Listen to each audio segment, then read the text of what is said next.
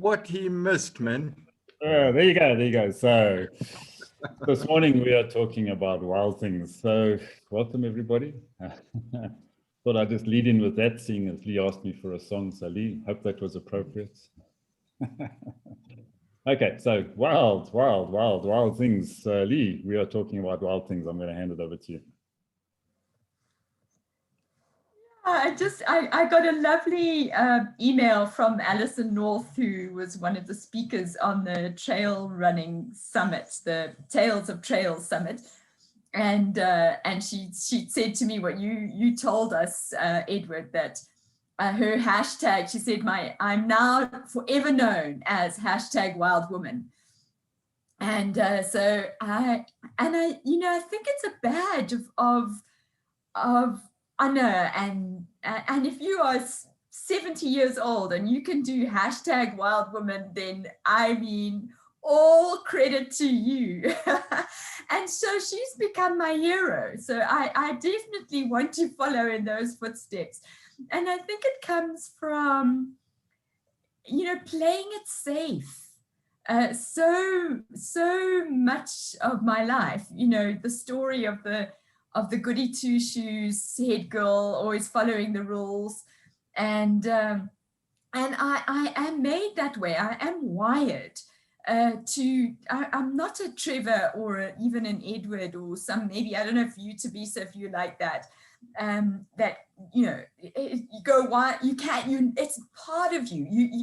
You kind of almost have to contain the wildness because you don't know if it's, for me, I have to step out a little bit. I have to keep telling myself, it's okay, you could go a bit wild. And I think that's why it draws me. And so the places that I experienced, and I think, so what is it about wildness that is so attractive? It's that feeling of adventure, of stepping into the unknown, of exploring something that is, I was watching an interesting a guide in South America, in Argentina, and he's a guide through the mountains. And he was saying the best part of the path is the next hill. So he's always looking for what's behind, what's the next thing. And I think that's the exploring part of us as human beings is, and if Earth isn't enough, sorry, old Elon Musk, if Earth isn't enough, let's go to Mars. So it's that wildness, but I think it's also, as that we talked about freedom, and it's that sense of absolute freedom. So I have to tell you my dream from last night. I dreamt that we were all going to die. Oh no. Great dream. And there was one thing I wanted to do before I died. And that was to run along this riverbed with no clothes on and then dive into the river. And everybody said, no, you can't do it. And I said, but I'm going to die. I'm going to do it anyway. And so, is that freedom and abandonment. I think that's really what it's about. And then the last thing I wanted to say is a story of when I felt some of that wildness was on a trip down through the wilderness it's the southern part of the coast of South Africa. I don't know, I'm sure you've been along there, Edward, you've come to South Africa so often, but it's the Storms River, the heads at Storms River, and there's these huge rocks that cause the waves to crash spectacularly around, and the spray goes up, and there's this huge, and and you stand there and you're drenched with this, and these incredible waves that just keep coming and coming. And I had that, you know, that some of that experience of the wildness of nature that is untamed. And how I responded to that is there was a little koppie, a little rocky hill at the top of the, just near the thing that you go over the bridge as well, Storms River Bridge. And I was 40 years old. I remember I was thinking, I'm 40. This is a good time to run up that hill. And I did that. I just ran. My family were left behind, didn't know where I was. And it was again that feeling of freedom and abandonment and just feeling alive in every sense of the word, all your senses tingling in that moment, just living in that present experience. So that's my story of wildness. Great, thanks, Lee. And I think I've just decided to rename you. You're now WWW, so it's the Wild Woman of Wisdoms. So, so we'll take. I'm happy with that. Yeah, good. So we've got another WWW. So Tabisa, I saw you really enjoying my music there. So I'd love to hear what your thoughts are about being wild. Okay. I'd like to talk about psychology, and then I'll get around to being, you know, wild and everything. Sigmund Freud, the godfather of psychology, you know, conceptualized the mind into three parts. You know, he said there's a super ego, and there's the id, and the ego. Now, the super ego is the part that regulates morality. You know, because we live in society and we have to connect and do things, the super ego helps regulate how we go about daily life. You know, it's safe, it is the order aspect, you know. It keeps things in order. And then we have the id. The id is all about me, you know, and what I want. It is self-gratifying and expedient, you know. It is the kid, you know, at the shops who wants that toy and doesn't care what happens, you know. It is me, me, me, me. And in between, we have what is called the ego. And the ego, what it does is that it takes what's in between, you know, the super ego and, of course, the id, you know. And according to that, it actually, you are a manifestation of that. Let me rather say that, you know, of the id and the super ego, you know. And, you know, psychoanalyst Ko Young also said something about that. You know, he talked about the shadow, and what the shadow is. It is the repressed aspect, you know, in our lives. You know, the things that are frowned upon, you know, in society, like don't kill people, you know, something like that. And I think to be wild, you know, it is to you know, it is when the id and the super ego actually take over, you know, just a bit, because, you know, the id is an expression of yourself, you know, and the shadow, of course, is that repressed aspect in yourself, you know. So when that essence of you actually comes out, you are wild in a sense, because you get a bit of freedom, you know, and fear dissipates, you know. The problem with fear is that it actually cripples you and it holds you hostage, you know. But when the id, you know, takes over, you know, when it is dominant, let me not say take over, when it is dominant over the super ego, you are free, you are alive, you actually do stuff, you know. And to be wild, in a sense, is to create, because you are yourself, you know. It is the same. I was reading a book, The Stranger by Albert Camus, you know, and it is about this guy who actually, you know, kills a guy and he doesn't feel any remorse. It just happens to him, you know. It is the sense that, you know, when you are not in control of your life, life can actually control you in a sense, you know, because you are passive and you're not really deliberate in your actions and all that, you know.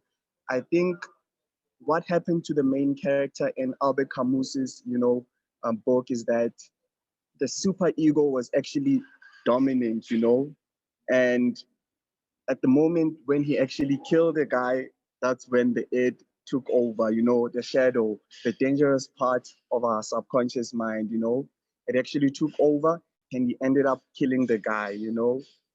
He didn't do it consciously because the shadow lacks in the subconscious mind. So to be wild, in a sense, is to just let go of fear, because it cripples, like I said, and just to live. It is creative energy. It is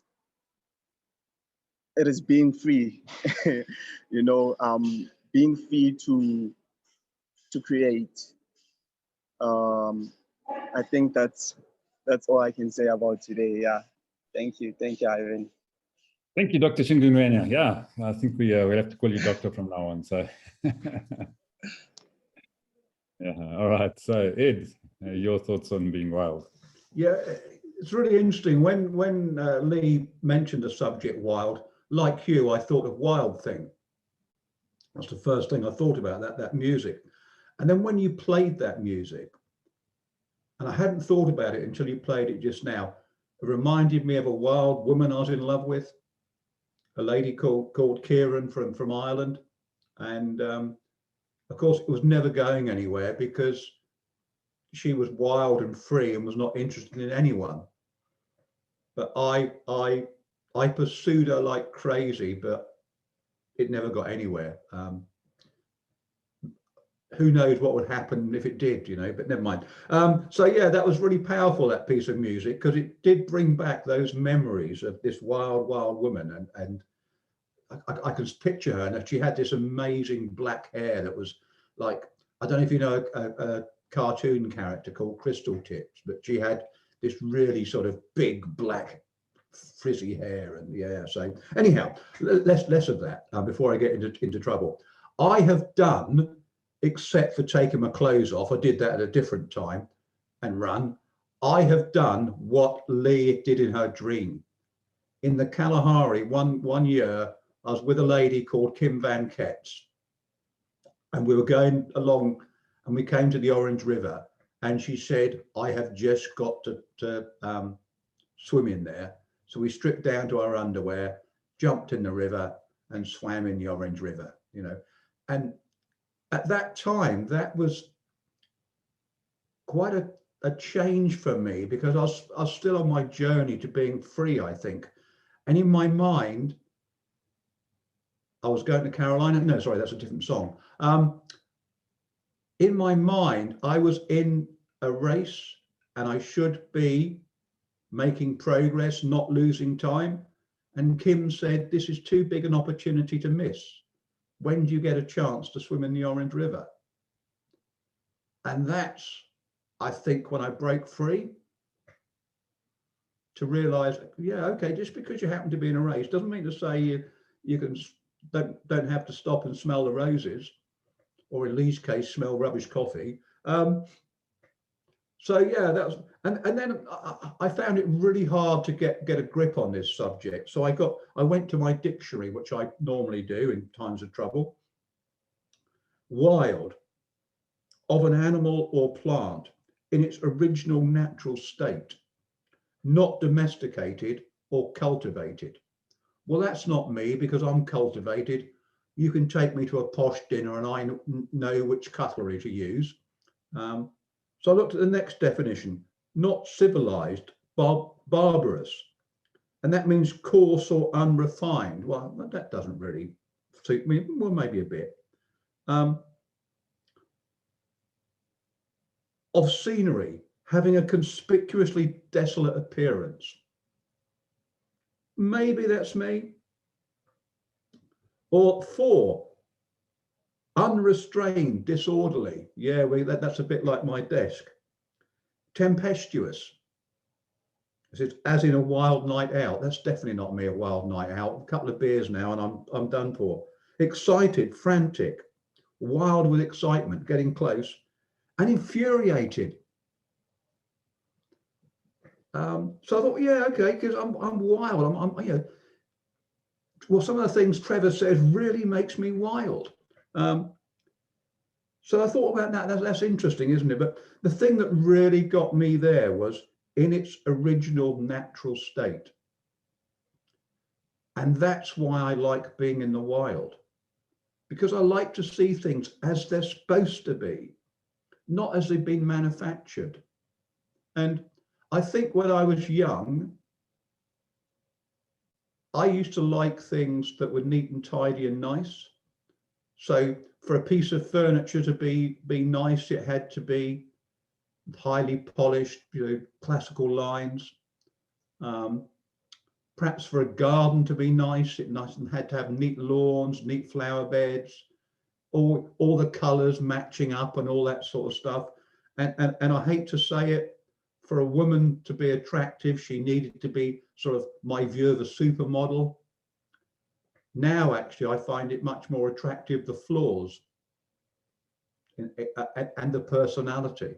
So now I find beauty in wild things, you know, an old table that's got scars and worn where the family have sat down to eat, or a little twisted oak tree that's kind of made it, rather than a cultured thing in a garden. So I love that naturalness, how things should be. And you can only see how things should be when you get away from us. And I thought about wild, and when I lived on Dartmoor, which is in my little tent, which is the only place in England where you're legally allowed to wild camp. And Dartmoor's about the size of Singapore. And we saw how small Singapore was. So there's only this little tiny place in England where you're allowed to wild camp, where you can be wild. And I lived on there for quite some time. And on a Saturday, I volunteered at the visitors centre in a place called Postbridge. And so on a Friday night, I'd wander down to that part of the moor, camp somewhere close so that I could go in to start my duties first thing in the morning before the tourists arrived. And I only had to camp about a mile away from the car park, and I'd seen no one, because no one goes more than a few inches from the road. But anyhow, one night I was walking down there, and the weather closed in, and the mist came down.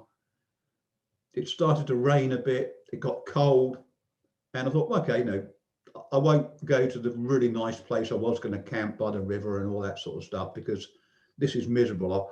I'll pitch my tent now, get in the tent, get my food sorted out, read my book for a bit, have a kip. And I had a lovely evening, a beautiful evening. I had the flap of the tent open a bit, just watching the sort of the mist and the rain, and I was nice cuddled up in my sleeping bag, and I was happy as anything. I was really contented, except about first light, I got woken up by this blooming helicopter flying over, and it kept flying backwards and forwards, and goodness knows what. So I woke up, packed the tent up, and it stopped raining by then. Packed the tent up, got my rucksack all sorted out, wandered into where I was going to start work, and there were all these police cars and search and rescue people and goodness knows what. And I said, well, what's going on? They said, oh, well, we had a phone call in the middle of the night. So 3 guys got lost on the moor, were getting hypothermic, and then the phone signal died. So for me, that wilderness, that wildness was okay. I was perfectly comfortable. But for those 3 guys who'd gone for a walk on the moor in the afternoon, and then when the mist comes down, I mean, you guys might not understand, when the mist comes down on a moor, you can end up going around in circles because there's no features. And these guys, they were just in normal clothes. They got cold and miserable. started panicking because they're in the wild, not used to it, and were in trouble. Fortunately, they were okay. So I think wildness, it means different things to different people. So for Lee, being wild is perhaps, you know, not wearing a, oh, well, perhaps it's not using a serviette or something.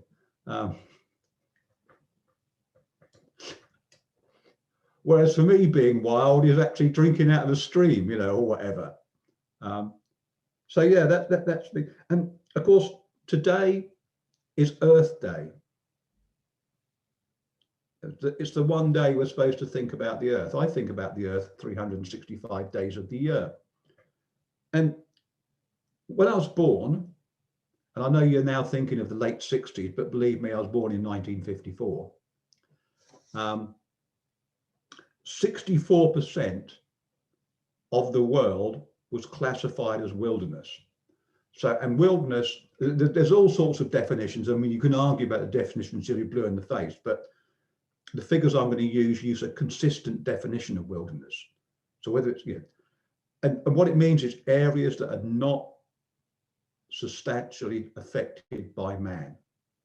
And when I was born in 1954, 64% of the world was classified as wilderness. Last year, 35% was classified as wilderness. And if you exclude Antarctica, where Harry has been, it's down to 23%. You know, and that's areas that are substantially not affected by man. You can go into wilderness areas and you can find rubbish that's blown in there. And of that 23%, 70% of it is in 5 countries: Russia, Canada, Australia, and what other places? United States and Brazil. So there's small bits of wilderness, except for maybe Australia in the deserts. And the trouble is that wilderness doesn't have much wildlife in it. We've lost all that biodiversity, that original natural state. Yeah, and like Lee, when I grow up, I want to be like Alison. I think she nails it because she manages to live in an organized, rational world, but still have that spirit, still have that fight, still have that originality. And you can see from some of the things that she's done that she has not been domesticated or cultivated. She is her own woman. Great, thanks, Ed. Yeah, it is interesting, you know. Think of those wild places, and you know, as you were talking, I mean, you know, think of some of our great national parks and things. Of course, have all been substantially affected by people, so it can't really be called wild at all, I suppose, even though they are large tracts of land. Yeah, Trevor, you wild thing. Yeah, thank you very much. It's a pity old Tobias's there. I hope he's listening, because I'd like to bring up a couple of photographs from the past. My family, and I'm talking about my sisters and my parents who passed away, but their label for me was that I was just wild. I never thought so as a youngster. But I think we had the opportunity to be wild. And I loved what Tobiso brought up about this word shadow. Somewhere in between the superego and ego, there was a shadow lurking. And I love shadows. In fact, we named our dog Shadow, which, and if I think about it, and someone once said, a guy who went to jail, and his biggest criticism that he pointed a finger to me at, in fact, a couple of guys actually said it, was that you cast a huge shadow. And the point of them actually saying was to actually try and demean me. to actually turn around and say, hey, you know, you play way above your capabilities, and stuff it. That's exactly what I'm about. I have no capabilities, but you put me on the edge of a waterfall and I'm ready to go. Where Ed was talking of the child, I wrote there, no fear kid. And that's exactly how I grew up, with no fear. So for Thabiso being back, I thought in our day, we didn't have the privilege of social media, but at some points, so where's the share screen? Come on. There, I hope Thabiso can see this one. Others of you have seen this before. This was the doozy at its wildest ever. It was at its highest. They were, in fact, talking of banning all canoeists on this particular day. And they reluctantly let everyone go, but with the advisory that you run over Burma Hill. Now, Burma Hill is named for exactly that. It's a suicide mission to go over, and there's no way we were going to go over in the best wild water we'd ever seen. This was just a picture of us in that wild water, which I thought to be some might like. But this is only a snippet, and for me, it indicates really what we were doing. My adrenaline flows when we're on the verge of doing big things. And in fact, Ivan and Lee might have seen that. My energy levels this morning between 7 o'clock and 7:45, I'm now at a high. I'm ready to roll. I'm ready to take on the world, because I'm excited about things that other people may be fearing to do.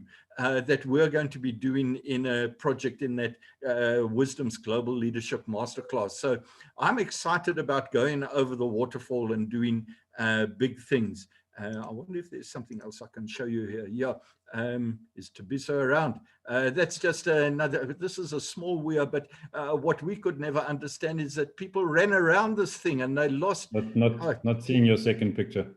Are you not? Why not? Are you seeing this one? You're still seeing the wild water one, yeah. Yeah, no, well, let's let me stop that, because I can't work out how this thing works. I'd have to go in and out. But oh, there, my cat is called Shadow. Who's that? Yeah. And this thing of shadows, I love shadows. I mean, when we were in New York just before COVID, I was out in the shadows. And you look at all of these programs. I mean, 4 o'clock on a wintry morning, walking the streets of New York. You look at all these murder programs, and it's all about murder in the shadows. And I never saw any of that stuff. It was the best time to be out in New York. My family, they were sleeping in the hotel. They only got up at 7, 8 o'clock in the morning. I had a good 4 hours messing around in the streets of New York. That was a couple of years ago. So I love the shadows. I love the adrenaline of doing something that other people fear to do. What do they say? Where angels fear to tread. So maybe it's about the devil loves the shadows and all that sort of thing. Jasper would probably educate me as to who I am and bring out the good book. And say, no, you can't talk like this. No, wild thing. This Alison, absolutely, I agree with you. And Lee, I took Taylor to a school. I won't tell you what the school is, but it was an absolute privilege to meet with a Lee Harrison at that school. And she turned around and said to me, she had matriculated from that school in 1998. She'd spent 4 years at varsity, went straight back to the school, and has now been there for 18 odd years, something to those type of numbers. And she classed herself as a nerd. And I thought, you know what, I'm sure this is what Lee actually turned around and said, but she was the most fantastic individual, taking us around the school, introducing Taylor to it, because she's going to be going to high school next year. And I listened to you turning around and saying, hey, wild thing. Man, we've got to be wild. We've got to get out there. We've got to do these things. You've got to go. off the beaten path, and that's why I actually love Ed some of the time, not all of the time, because I think he brings, and what he did for us on the trail running session to bring the quality of these people who would go out there and do different things. It's fired me up again. And again, as I say, maybe Lee can comment on, did you feel the energy this morning in the first hour? Maybe you can comment on that. But I hope Tabisa saw us going over the waterfall. That was just a snippet of the type of things we used to do. If I could tell you about the big stuff that we used to do, the crazy stuff, that's why I felt so sorry for Tabisa not being around the time of that song, Wild Thing. That just epitomized who we were and what we were in those particular days. I love Ed's description of his girlfriend. I'm not going to tell my wife, but I might have had a few of those, Ed. All right, now don't tell Shelwa. Huh? Yeah, right. Yeah, Trevor's definitely domesticated. Yeah, no, well, I don't know about domesticated, but you know, perhaps under a thumb. So, yeah, he likes to make out like he's wild, but yeah, shadow of your former self, absolutely. So yeah, Lee, you spoke about in the beginning of your little chat about the Cape South Coast and the Garden Route. Well, that's one of the best beaches that you can find down there, and as you can see, not a single person on it. So I have actually skinny dipped on that beach a few times. So I've done that more than once. It was funny enough. It was almost a family tradition. My mom even used to talk about it, doing it back in her day when she was early 20s and things like that. So it was you could get onto that 2.5+ kilometers worth of beach and not see another soul at certain times in the year, which is an absolute amazing thing to experience. So I love that part of the coast. Yeah, Storms River mouth, also great parts of the coast. But yeah, wild things. So another image that came to mind, Lee, when you were chatting, as I think it was at the turn of the millennium, 2000 or 2001. I can't remember which year exactly, but we spent New Year week, or 4 or 5 days over New Year at that particular time out in a place called Dundani in the Waterberg. And there the units are a minimum of 2 kilometers apart. So you really out in the bush there on your own, and that particular visit that we had there, we had a unit that was right on the banks of a river. And I think it was on New Year's morning. Got a picture. We took both our girls and we put them in the river and took a bucket of water and gave them a shower in the river. So I won't post that picture up here because I could get into trouble for that. But but that was an amazing experience. We spent a couple of different times up there just to be completely out there on your own, not see another soul and a little bit more comfortable than a tent, I must admit, Ed. But still out in nature, and for me that's really about being wild. I suppose I've also done some crazy things in my time. I've also skinny dipped in a reservoir on a farm in Rhodesia back in the day. So and wandered around in the bush there when we still could.